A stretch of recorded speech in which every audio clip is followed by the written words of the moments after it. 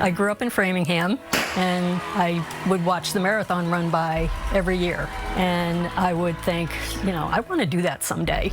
As a child, Louise Chevalier cheered on Boston Marathon runners for hours with her family across the street from the train station. Hearing the pitter-pats of everybody's feet going by, and it was exciting. The annual tradition between miles 10 and 11 was inspiring, but when it later came time for her to hit the pavement, she realized there was a problem. Got into the military, and I had to run, and discovered that I hated it with a passion.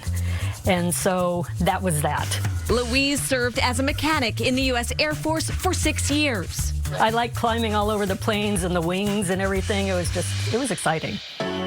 3 kids, and as many decades later, she decided to give her childhood dream a second chance. I was 57 when I started running. Looking for something to do with her free time, she joined a local running club's Couch to 5K program for newbie runners. What I found within the running club, other than just exercise and community, was that the running community is very close-knit. Everybody is very supportive of each other. She went from 5Ks to 10s to half marathons and a full 26.2 miles, crossing the marathon finish line in Chicago in 2023. I don't consider myself to be in the 60s. In my headspace, I'm still about 35. If I switch my headspace into thinking, I'm in the 60s and I can't do this, well, then I've tanked it.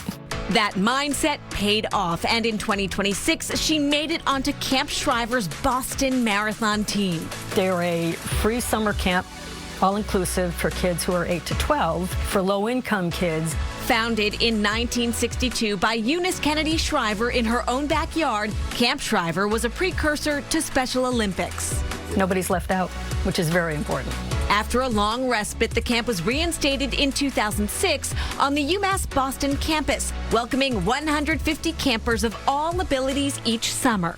So some of these are just virtual. Some of them were in person. The Rock Fest ones are the ones that I do every year. My son John would run those with me, and so I do them every year now, just as an honor to him and a memory to him.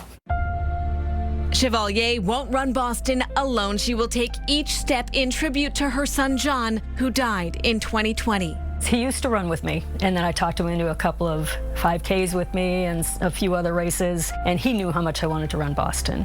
John's daughter Riley now keeps her grandmother company on the course every summer. It's awesome. I'm hoping she'll remember that and carry it long after I'm gone. In the meantime, Louise remains focused on realizing her dream half a century in the making. Oh, it'll be a hoot.